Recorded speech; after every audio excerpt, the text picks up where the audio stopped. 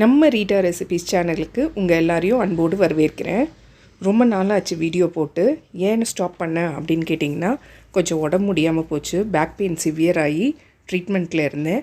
இப்போ கொஞ்சம் பரவாயில்ல. ஸோ நம்ம சேனலில் இனிமேல்ட்டு ரெகுலராக வீடியோஸ் வரும். டிஃப்ரெண்ட் ரெசிபீஸோட உங்களுக்கு வீடியோ வரும். நம்மளோட சேனலை சப்ஸ்கிரைப் பண்ணி வச்சுக்கோங்க. ரீட்டா ரெசிபீஸ் சேனலை சப்ஸ்கிரைப் பண்ணிவிட்டு பக்கத்தில் இருக்க பெல் ஐக்கான் அழுத்திட்டு ஆல்ன்ற பட்டனையும் அழுத்திக்கோங்க. அப்போ தான் நான் போடுற வீடியோஸ் எல்லாமே உங்களுக்கு நோட்டிஃபிகேஷனில் வரும். ஸோ இப்போ வாங்க வீடியோக்குள்ளே போயிடலாம். இன்றைக்கி வந்துட்டு நம்ம செய்ய போகிற ரெசிபி என்னதுன்னு பார்த்திங்கன்னா வெண்ணிலா ஸ்பாஞ்ச் கேக்கு தான். அதுக்கு நான் ஃபஸ்ட்டு ஒரு கடாயை வந்துட்டு ஒரு 10 நிமிஷத்துலேருந்து 15 நிமிஷம் ப்ரீ ஹீட் பண்ணிக்க போகிறேன். சரிங்களா? ஸ்லோ ஃப்ளேம்லேயே வச்சுக்கோங்க. அடுத்ததான் நம்ம என்ன பண்ண போகிறோம்னு பார்த்திங்கன்னா 3 முட்டை எடுத்துக்க போகிறேன். 3 முட்டையை வந்துட்டு செப்பரேட் பண்ண போகிறோம். அதாவது வெள்ளைக்கரு தனியாகவும் மஞ்சள் கரு தனியாகவும் தனித்தனி பவுலில் எடுத்து வச்சுக்கோங்க. வெள்ளைக்கருவில் வந்து கொஞ்சம் கூட மஞ்சள் கரு படக்கூடாது. அந்த அளவுக்கு எடுத்து வச்சுக்கோங்க. அப்போ தான் வந்துட்டு கேக் வந்து நல்லா சாஃப்டாக வரும்.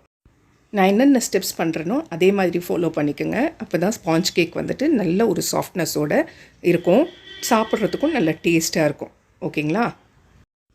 இப்போ 3வது முட்டையை நான் ஊற்றிக்கிறேன். இப்போ வந்துட்டு அதில் கொஞ்சம் ஓடு விழுந்திருக்கு பாருங்கள். அந்த மாதிரி ஓடெல்லாம் விழக்கூடாது.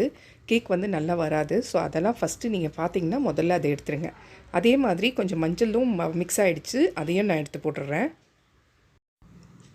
இப்போ அதில் இருக்க ஓடெல்லாம் எடுத்தாச்சு. இப்போ வந்துட்டு வெள்ளைக்கருவை தனியாக எடுத்து வச்சிடலாம். ஃபஸ்ட்டு மஞ்சக்கருவை வச்சு நம்ம மிக்ஸை ரெடி பண்ணிடலாம். ஸோ ஒரு நல்ல ஒரு காஞ்ச பவுலாக எடுத்துக்கோங்க. கொஞ்சம் கூட ஈரப்பதம் இல்லாமல் பார்த்துக்கோங்க. அந்த மாதிரி பவுல் எடுத்துகிட்டு அந்த 3 முட்டையோட எல்லோ கரு மட்டும் நம்ம ஆட் பண்ணிக்கலாம். ஆட் பண்ணிவிட்டு ஒரு விஸ்கு வச்சு நல்லா பீட் பண்ணி விடுங்க. ஒரு 2 மினிட்ஸ்க்கு நல்லா பீட் பண்ணி விடுங்க. எந்த சைடு நீங்கள் பீட் பண்ணுறீங்களோ அதே சைடு தான் பீட் பண்ணணும். ஒரு 2 நிமிஷத்துக்கு விஸ்கை வச்சு நல்லா பீட் பண்ணிக்கோங்க. அடுத்தது நான் 3/4 கப்பு வந்துட்டு பவுடர் சுகர் எடுத்திருக்கேன். வெண்ணிலா சர்க்கரையை வந்து மிக்சியில் நல்லா தூளாக்கிக்கோங்க. போட்டுட்டு நம்ம பாதி வந்து இந்த மஞ்சக்கருக்கும் பாதி வெள்ளைக்கருக்கும் ஆட் பண்ண போகிறோம். ஸோ இப்போ நான் 3/4 கப்பு சர்க்கரை எடுத்திருக்கேன். அதில் வந்துட்டு பாதி வந்துட்டு நம்ம மஞ்சக்கருக்கூட ஆட் பண்ணிக்கலாம். ஆட் பண்ணிவிட்டு திருப்பி நல்லா ஒரு 2 நிமிஷத்துக்கு நல்லா மிக்ஸ் பண்ணுங்கள். இப்போ அடுத்ததாக ஒரு 1/4 டீஸ்பூன் உப்பு ஆட் பண்ணிக்கலாம். உப்பு ஆட் பண்ணிவிட்டு நல்லா மிக்ஸ் பண்ணுங்கள். உப்பு ஏன் ஆட் பண்ணுறோம் அப்படின்னா மஞ்சக்கருவோட ஸ்மெல் வராமல் இருக்கிறதுக்காக தான் உப்பு ஆட் பண்ணுறது. அடுத்ததாக ஒரு 1/4 கப்பு ரீஃபைண்ட் ஆயில் எடுத்துக்கோங்க. நான் வந்துட்டு இங்கே யூஸ் பண்ணுறது SVS கிரவுண்ட்நட் ஆயில் தான் யூஸ் பண்ணுறேன். நீங்கள் கோல்டு வின்னர் இருந்தால் கோல்டு வின்னர் கூட யூஸ் பண்ணிக்கோங்க. 1/4 கப் யூஸ் பண்ணிக்கோங்க. யூஸ் பண்ணிவிட்டு நல்லா போட்டு மிக்ஸ் பண்ணணும்.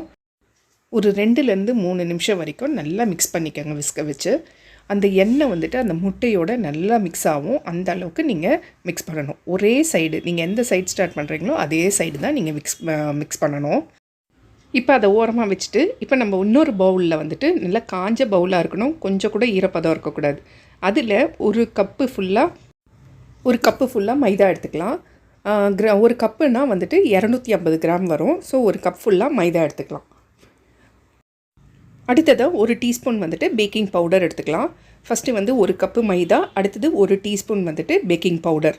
சரிங்களா? அடுத்தது வந்துட்டு 1 கப்பு மைதாக்கு 1 teaspoon baking powder, 1/4 teaspoon baking soda add பண்ணிக்கணும். ஆட் பண்ணிவிட்டு எல்லாத்தையும் நம்ம வந்து ஜல்லிச்சிக்கலாம். ஃபஸ்ட்டு இந்த ட்ரை இன்க்ரீடியன்ஸ்லாம் வந்துட்டு ஒரு 2லேருந்து 3 வாட்டி ஜல்லிச்சிக்கோங்க. ஸோ அப்படி ஜல்லிக்கும் போது என்ன ஆகும்னா கேக் நல்லா சாஃப்டாக வரும். ஸோ இப்போ நான் ஃபஸ்ட்டு ஜல்லிச்சிடுறேன். இப்போ நம்ம நல்லா ஜெல்லிச்சிட்ட பிறகு விஸ்கு வச்சு நல்லா மிக்ஸ் பண்ணி விட்டுக்கோங்க. அப்போ தான் வந்துட்டு அந்த மைதா, பேக்கிங் சோடா, பேக்கிங் பவுடர் நம்ம ஆட் பண்ணது எல்லாமே ஒன்று போல் மிக்ஸ் ஆகிடும். இப்போது நம்ம மஞ்சக்கருவை பேக் பண்ணி வச்சுருந்தோம் இல்லைங்களா? அதில் வந்துட்டு கொஞ்சம் கொஞ்சமாக இந்த ட்ரை இன்க்ரீடியன்ஸை ஆட் பண்ணிவிட்டு நல்லா மிக்ஸ் பண்ணிக்கோங்க. இப்போ பாருங்கள் நல்லா மிக்ஸ் பண்ணியாச்சு. மிக்ஸ் பண்ணிவிட்டு ட்ரையாக இருக்கிறதுனால நான் ஒரு 1/4 கப்பு பால் ஆட் பண்ணிக்கிறேன். பாலை வந்துட்டு கொஞ்சம் கொஞ்சமாக ஆட் பண்ணி மிக்ஸ் பண்ணிக்கோங்க. கேக்கோட பேட்டர் எந்த அளவுக்கு இருக்கணும்னா நம்ம நார்மலாக தோசை மாவு யூஸ் பண்ணுவோம் இல்லைங்களா? அந்த அளவுக்கு கரெக்டாக இருக்கணும். ஸோ இப்போ நல்லா அந்த பால் ஊற்றிட்டு லைட்டாக பால் ஊற்றிட்டு நல்லா மிக்ஸ் பண்ணிக்கோங்க. நான் இப்போ மீதி இருக்க பாலையும் ஊற்றிட்டு நல்லா மிக்ஸ் பண்ணுறேன். நீங்கள் எந்த சைடு மிக்ஸ் பண்ணுறீங்களோ அந்த சைடு மட்டும்தான் மிக்ஸ் பண்ணணும். டைரெக்ஷன் மாற்றக்கூடாது. ஸோ இது வந்துட்டு ரெடி ஆகிறதுக்கு ஒரு 15 மினிட்ஸ் எடுத்துக்கும். விஸ்கில் பண்ணுறதுனால 15 மினிட்ஸ் எடுத்துக்கும். எலக்ட்ரிக் பீட்டரில் பண்ணிங்கன்னா ஒரு 5 to 10 மினிட்ஸில் முடிஞ்சிடும். இப்போ வந்துட்டு நம்ம கேக்கோட கலர் வந்து இந்த அளவுக்கு இருக்கணும். அந்த முட்டை மஞ்சக்கரு அடித்து மற்ற இன்க்ரீடியன்ஸ்லாம் போட்டு இந்த அளவுக்கு பதத்துக்கு ரெடியாக இருக்கணும். இப்போ நெக்ஸ்ட்டு வந்துட்டு நம்ம எக் ஒயிட் எடுத்துக்கலாம். இப்போ இதை ரெடி பண்ணதை நம்ம ஓரமாக வச்சிடலாம். இப்போ எக் ஒயிட் எடுத்து ஒரு மிக்சிங் பவுல், ட்ரை மிக்சிங் பவுலில் ஆட் பண்ணிக்கோங்க. ஆட் பண்ணிவிட்டு நல்லா பீட் பண்ணுங்கள். எலக்ட்ரிக் பீட்டர் இருந்தால் நல்லா பீட் பண்ணுங்கள். சப்போஸ் உங்கள்கிட்ட எலக்ட்ரிக் பீட்டர் இல்லைன்னா நீங்கள் வந்து விஸ்க்லேயே பண்ணலாம். ஒரு 20 மினிட்ஸ் ஆகும். சரிங்களா? ஸோ இப்போ வந்துட்டு நல்லா ஸ்னிஃப் மிக்ஸ் வர வரைக்கும் நம்ம பீட் பண்ணணும். ஸோ இப்போ பாருங்கள், ஒயிட்டாக அந்த ஒயிட் வந்துட்டு நல்லா நுர மாதிரி வந்துருச்சு இல்லைங்களா? இப்போ நம்ம பவுடர் சுகர் வந்து ஏற்கனவே பாதி போட்டோம் இல்லைங்களா? இப்போ மீதி பாதியை ஆட் பண்ணிக்கலாம். ஆட் பண்ணிவிட்டு நல்லா பீட் பண்ணி விடுங்க. பீட் பண்ணும்போது ஸ்னிஃப் மிக்ஸ் வந்து ஆட்டோமேட்டிக்காக உருவாயிடும். ஸோ இப்போ இதை வந்துட்டு நல்லா பீட் பண்ணிக்கலாம். ஒரு 5 to 10 மினிட்ஸ் நல்லா பீட் பண்ணுங்கள். ஹை ஸ்பீடில், அதாவது இப்போ வந்துட்டு எலக்ட்ரிக் பீட்டரில் வந்து உங்களுக்கு 5 ஸ்பீடு ஜாஸ்தினா அதுலேயே வச்சு நீங்கள் பீட் பண்ணுங்கள். எந்த வந்து 7 இருக்குது. ஸோ நான் 7ல் வச்சு பீட் பண்ணுறேன். இப்போ பாருங்கள், இதை நல்லா பீட் பண்ணியாச்சு. பீட் பண்ண ஒன்று ஒரு க்ரீமி டெக்ஸ்சரில் வந்துடுச்சு. இப்போ வந்துட்டு நம்ம வெனிலா எசன்ஸ் ஆட் பண்ணிக்கலாம். வெனிலா எசன்ஸ் வந்து நான் ஒரு மூடி ஆட் பண்ணுறேன். ஸோ வெனிலா எசன்ஸ் வந்து நம்ம ஒரு மூடி ஆட் பண்ணும்போது அந்த எக் ஸ்மெல் வந்துட்டு வராது. அதனால் வெனிலா எசன்ஸ் ஒரு மூடி ஆட் பண்ணுறோம். அடுத்தது வந்துட்டு நான் பட்டர்ஸ்காட்ச் எசன்ஸ் ஆட் பண்ணுறேன். பட்டர்ஸ்காட்ச் எசன்ஸ் வந்துட்டு ஒரு 1/4 டீஸ்பூன் ஆட் பண்ணாலே போதும். நல்ல ஒரு ஃப்ளேவர் கிடைக்கும் கேக்குக்கு. ஸோ அதையும் ஆட் பண்ணிவிட்டு திருப்பி ஒரு 2 நிமிஷத்துக்கு நல்லா பீட் பண்ணிக்கிறேன். ஃபாஸ்ட்டாக வச்சு பீட் பண்ணிக்கிறேன். ஓகேங்களா? ஸோ இப்போ நல்லா பீட் பண்ணியாச்சு. பீட் பண்ணிவிட்டு பார்த்தீங்கன்னா நீங்கள் வந்துட்டு அந்த எலக்ட்ரிக் பீட்டரில் எடுத்திங்கன்னா அது கீழே கொட்டக்கூடாது. ஸோ அந்த அளவுக்கு வந்துட்டு ஸ்டிஃப் மிக்ஸ் வந்துட்டு உருவாயிருக்கும். அது பாருங்கள், இந்த மாதிரி ஸ்டிஃபாக நிற்கும். ஸோ இதை வந்துட்டு நம்ம இப்போ எடுத்து நம்மளோட பேட்டரில் ஆட் பண்ணிக்கலாம். கொஞ்சம் கொஞ்சமாக ஆட் பண்ணுங்கள். ஆட் பண்ணிவிட்டு ஸ்பேச்சுலா வச்சுட்டு கட் அண்ட் ஃபோல்ட் மெத்தடில் ரொம்ப பொறுமையாக மிக்ஸ் பண்ணுங்கள். ஏன்னா வந்துட்டு கேக் வந்து ரொம்ப ஸ்பீடாக மிக்ஸ் பண்ணிங்கன்னா ஹார்டாகிடும். அதனால் பொறுமையாக மிக்ஸ் பண்ணுங்கள். கொஞ்சம் கொஞ்சமாக எடுத்து போட்டு மிக்ஸ் பண்ணுங்கள். அந்த எக் ஒயிட்டை வந்துட்டு கொஞ்சம் கொஞ்சமாக நீங்கள் வந்து ஆட் பண்ணிவிட்டு அதுக்கப்புறம் ஒரு பொறுமையாக கட் அண்ட் ஃபோல்டு மெத்தடில் நீங்கள் வந்துட்டு மிக்ஸ் பண்ணுங்கள். இப்போ கேக் பேட்டர் ரெடி ஆகிடுச்சு. அதை எடுத்து ஓரமாக வச்சிடலாம். நெக்ஸ்ட்டு வந்துட்டு நான் வந்து 8 இன்ச் டின் எடுத்திருக்கேன். 1 kg செய்யறதுக்கு இது 8 இன்ச் டின் எடுத்திருக்கேன். ஆனால் வந்து இது ரொம்ப ஹைட்டு வராது, சின்னதாக வரும். சரிங்களா? ஏன்னா இது ஃப்ளாட்டாக இருக்குது இல்லையா? அதனால் சின்னதாக வரும்.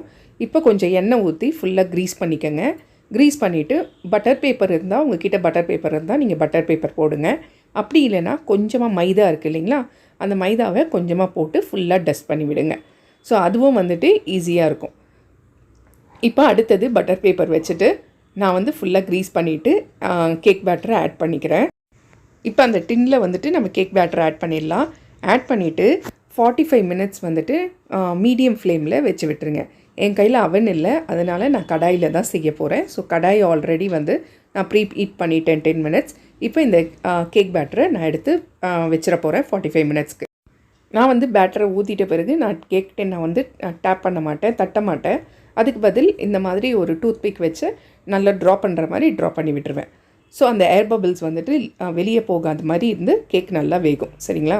ஸோ இப்போ வந்துட்டு கடாயை ஓப்பன் பண்ணி நம்ம ரெடி பண்ண கேக் பேட்டரை அந்த கடாயில் வச்சுட்டு மீடியம் ஃப்ளேமில் 45 மினிட்ஸ் வச்சுருங்க. டைமர் செட் பண்ணிக்கோங்க. ஸோ இப்போ நான் டைமர் செட் பண்ணியிருக்கேன்.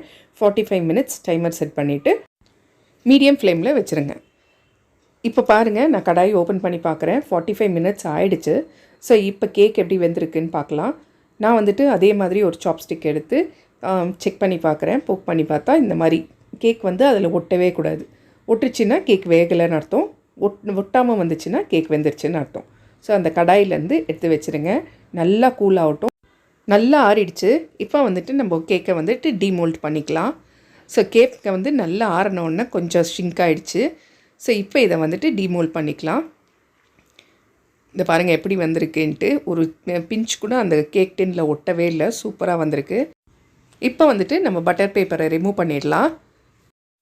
இப்போ பட்டர் பேப்பரை ஃபுல்லாக ரிமூவ் பண்ணியாச்சு. இப்போ கேக்கை வந்துட்டு திருப்பி வச்சாச்சு.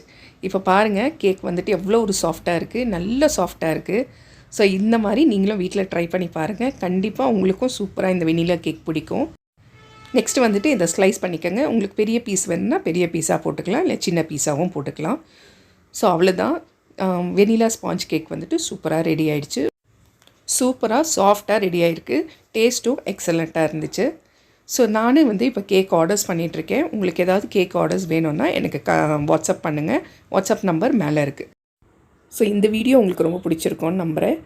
பிடிச்சிருந்தா ப்ளீஸ் ரீட்டா ரெசிபீஸ்க்கு சப்ஸ்கிரைப் பண்ணிவிட்டு பக்கத்தில் இருக்க பெல் ஐக்கானை அழுத்திட்டு ஆல்ன்ற பட்டனையும் அழுத்திக்கங்க. அப்போ தான் நான் போடுற ரெசிபீஸ் எல்லாம் உங்களுக்கு நோட்டிஃபிகேஷனில் வரும். ஸோ அவ்வளோதான் ஃப்ரெண்ட்ஸ். கண்டிப்பாக உங்கள் ஃப்ரெண்ட்ஸ்க்கும் இந்த வீடியோவை ஷேர் பண்ணுங்கள்.